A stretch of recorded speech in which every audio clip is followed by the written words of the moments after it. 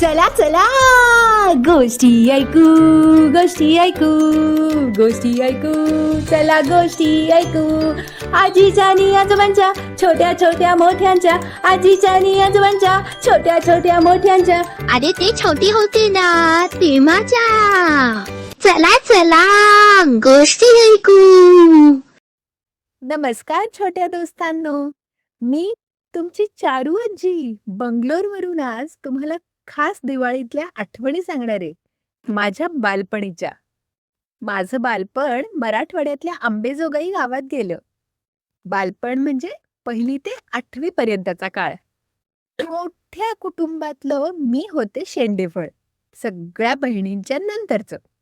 हा, शेंडेफळ म्हणून कोणी लाड नाही मात्र जास्ती केले. अंबेजोगाई सारख्या ठिकाणी दिवाळी अशी काही ठेवणीतली गेली ना, की तुम्हाला काय सांगू. कमतरता पैशाची होती, पण आनंदाची मुळीच नाही. आनंद मान्यावरच असतो. पैशाची त्याचा संबंध काय असतो ते मात्र आम्हाला मोठं झाल्यावरच कळलं. त्यावेळी बहुतेकांना जन्मजात त्याची देणगीच मिळालेली असावी. परिस्थितीशी जुळवून घेत आहोत याचा गोंधळही तेव्हा कुणाला नव्हता. दिवाळीच्या सुट्ट्या लागायची वाट मात्र मी बघत असायचे.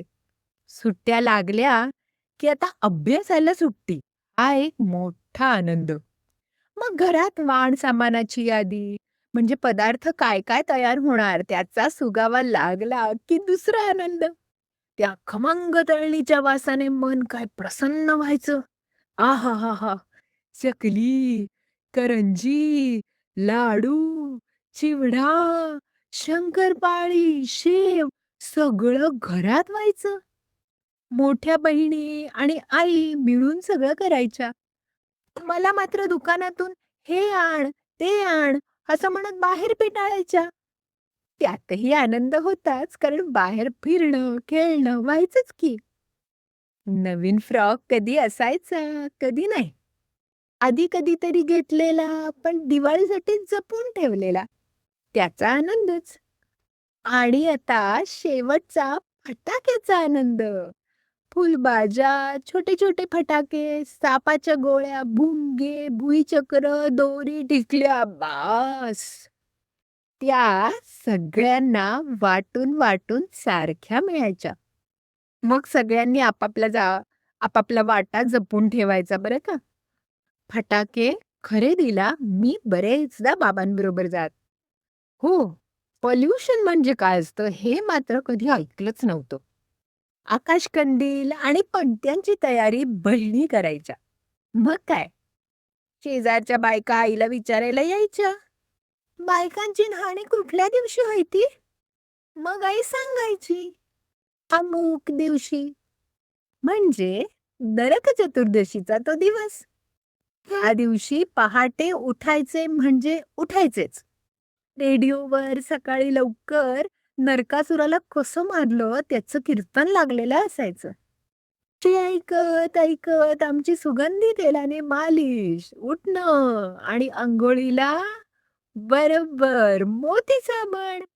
हो हो, अजूनही मिळतं तोच. आपली अंघोळ झाली की फटाके उडवायला बाहेर पडायचो. सकाळी 8-9च्या सुमारास नैवेद्य दाखवून फराळाचं आमच्या पुढे हजर असायचं.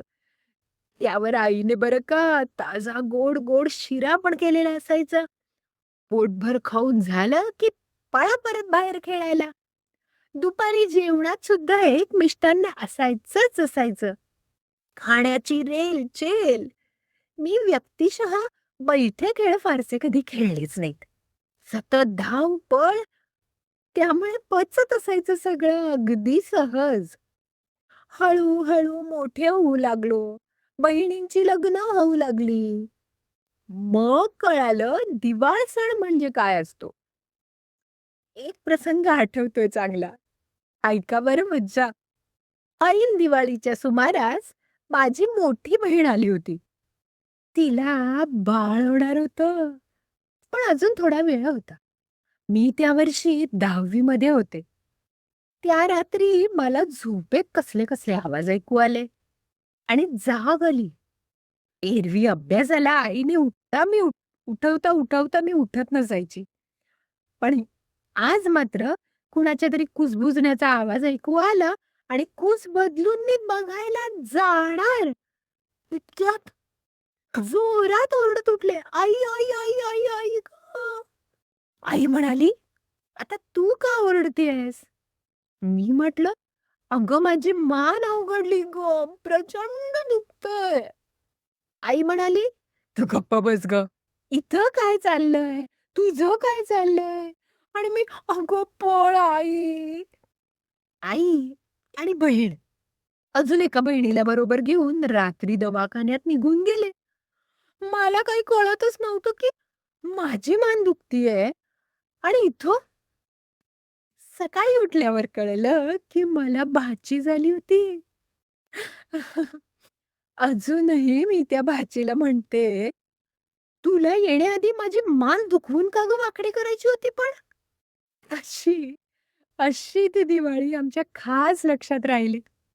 अजूनही जेव्हा भूतकाळातील आठवणीत रमते ना, तेव्हा खरोखर परत मागे जाऊन, लहान होऊन, तोच प्रसंग पुन्हा-पुन्हा प्रत्यक्ष बघावा असं वाटत राहतं. छोट्या मुलांनो, तुम्हीही असे भरपूर क्षण मनसोक्त जगा. फोनच्या, टीव्हीच्या बाहेर पडा. आपल्या माणसांमध्ये, आपल्या नातेवाईकांमध्ये, मित्रांमध्ये मनसोक्त आनंद लुटा. दिवाळीचा आणि प्रत्येक दिवसाचा. तुमच्या आठवणी मला सांगा. या कमेंटबद्दल लिहा. मी वाट बघतेय. तुमची चारू आजी. चला चला गोष्टी ऐकू